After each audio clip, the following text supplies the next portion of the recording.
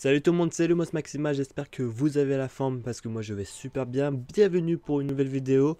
Aujourd'hui je vais vous présenter la baguette de Fenrir Greyback. Alors j'ai fait plusieurs vidéos de présentation de baguettes. C'est la première fois que je vous propose la baguette de Fenrir Greyback. Pourquoi? Parce que c'est une baguette d'un personnage qu'on voit assez rarement dans les films. On n'entend pas trop parler et je trouve que cette baguette est un peu sous-cotée dans la population, bah oui, elle est dans la population des baguettes, on va dire ça comme ça. C'est une baguette qui est très très belle et c'est pour ça que ça me tenait vraiment à cœur de vous la présenter. C'est un personnage qu'on voit pas souvent, c'est un de mes méchants préférés, je trouve il fait peur, il est imposant et on a de la crainte envers lui. Donc c'est pour ça c'est un de mes persos préférés, méchants préférés, pas perso mais méchants préférés.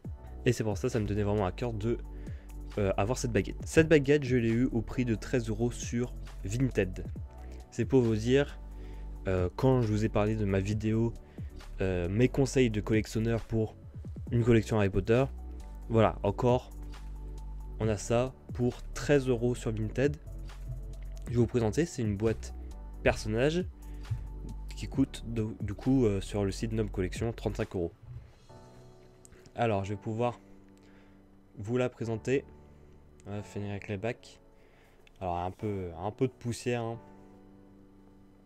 Un peu de poussière, c'est pas grave, mais la boîte est en parfait état. Bon, quelques rayures, mais quand je vois en fait la qualité de la boîte, franchement, c'est une très belle boîte qui est en parfait état. Voilà, tout noir. On sait qu'il y a plusieurs couleurs sur les baguettes, sur les boîtes personnages. Là, c'est une boîte entièrement noire qui va très bien au personnage. On peut l'ouvrir. Alors souvent, dans les baguettes que j'achète sur Vinted, souvent, c'est pas complet. On va dire qu'il va manquer quelque chose. On sait dans les boîtes personnages, on sait qu'il y a la mousse et même le petit, pas porte-clés, mais la petite cloche qu'on peut mettre sur la baguette avec le nom du personnage. Dans cette baguette, il y a tout. Donc je suis déjà assez choqué de ça. Voilà. Franchement, je vous dis que niveau qualité-prix, cette baguette, franchement, parfait. Et je vais vous montrer aussi à quel point elle est belle. Déjà, on a la bouse et voilà la baguette. Hop. Voilà à quoi ressemble la baguette. Le focus, voilà.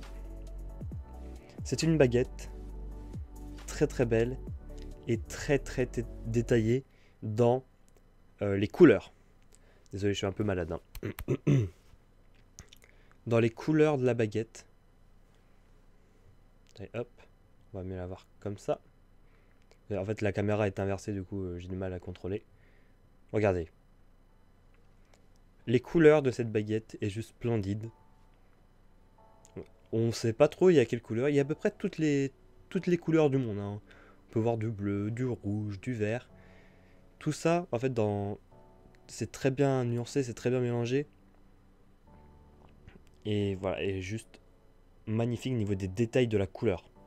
Ça fait longtemps que j'ai pas été surpris par les détails de couleur d'une baguette. Avec ici des anneaux.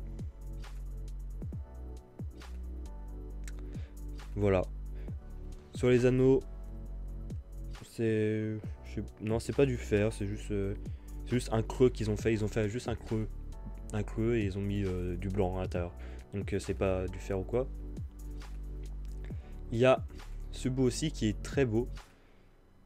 Et je trouve la baguette, elle fait pas trop Fenrir Greyback. Elle fait pas trop loup-garou super méchant. On sent que cette baguette, elle appartient pas à quelqu'un de gentil, mais ni de très méchant. Donc voilà. Niveau de longueur, cette baguette, je vais vous la mettre là. Alors je voulais la mesurer avec une règle, mais malheureusement la règle est trop courte, du coup elle fait plus de 30 cm, j'irai 34 cm, un truc comme ça. Voilà, la prise en main de cette baguette. Vous voyez, franchement pour sa main, il y a la place. Tu peux vraiment mettre ta main. Voilà, elle est quand même assez courte hein, par rapport aux autres baguettes que j'ai. C'est quand même une baguette assez courte. Et surtout, ce qui m'a le plus surpris de cette baguette, c'est sa légèreté. Ça doit être la baguette la plus légère que j'ai, parce que dans les baguettes normalement ils mettent une tige de fer à l'intérieur qui donne son poids à la baguette. J'ai l'impression que dans celle-là il n'y en a pas.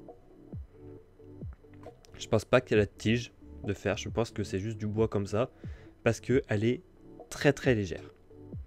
Tu la prends en main, tu la sens pas. Franchement tu la sens pas. Pour ça elle me fait assez peur hein. Elle doit être assez fragile. J'ai pas confiance en à la résistance de la baguette. Elle doit être assez fragile, mais sinon elle est très belle. Comme j'ai dit, très légère, très très détaillée sur les couleurs. Après c'est une baguette assez normale, assez basique. Voilà, il y a le manche. Il y a le manche et puis la baguette. Voilà, c'est assez basique. Ça fait très ancienne baguette en fait, je trouve. Donc voilà. Mais sinon, elle est très très classe, très très stylée. Ça me tenait vraiment à cœur de vous la présenter parce que on la voit pas souvent dans les marchés. Et c'est pour ça que j'étais très surpris de l'avoir sur Vinted à 13 €. Donc franchement, j'étais assez choqué. Et en plus, elle est complète, comme j'ai dit. Là, il y a le petit pendentif, hop. Pas pendentif, mais le petit Fenrir Glayback. C'est une petite cloche hein, j'ai pas réussi à... Hop, voilà. Qu'on met sur la baguette. Souvent, j'ai pas ça dans les autres baguettes que j'achète sur Vinted. Souvent, j'ai pas du tout ça, mais là, il y avait. Voilà, il y avait à peu près tout. Donc voilà. Une très belle baguette que je vous recommande. Essayez, si vous aimez pas les méchants, si vous aimez pas Fenrir Glayback. Moi, je collectionne les baguettes Harry Potter, du coup, dans tous les cas, je serais passé par là. Mais en sachant que c'est un méchant que j'ai appris à aimer, grâce notamment à mes jeux de rôle que je fais sur mon autre chaîne YouTube, que je vous mets en lien dans la description. Mais c'est un personnage que j'ai vraiment appris à détester, à aimer, entre guillemets. Et je trouve, en fait, son histoire est stylée. Le fait que ce soit un méchant qui est un peu la terreur. La terreur des sorciers, des moldus, que s'il y a un problème, c'est Voldemort qui l'appelle, qui le mord, qui fait des loups-garous. Je trouve son histoire assez stylée. Donc c'est pour ça, je voulais avoir cette baguette, et surtout quand j'ai vu le prix, je me suis dit, ok, je vais pas hésiter 36 fois. Quand il y a quelques baguettes à 13 € que je vois, et c'est des personnages qui m'intéressent pas trop,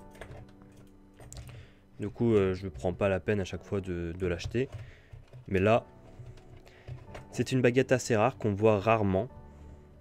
C'est pour ça que si vous la voyez à un prix raisonnable, je vous conseille de l'acheter pour sa beauté, pour la qualité qu'elle propose. Voilà, je mettrai ça plus tard. Voilà, c'était Lumos Maxima. J'espère que cette petite présentation de baguette Harry Potter vous a plu. Si elle vous a plu, n'hésitez pas à mettre un pouce bleu, ça ferait super plaisir. Et même un commentaire. Quelle est votre baguette préférée? C'est la question que je me demande. Moi, je pourrais même pas dire moi-même. Voilà. Je vous souhaite une très bonne journée ou une très bonne soirée. C'était Lumos Maxima. Bye bye.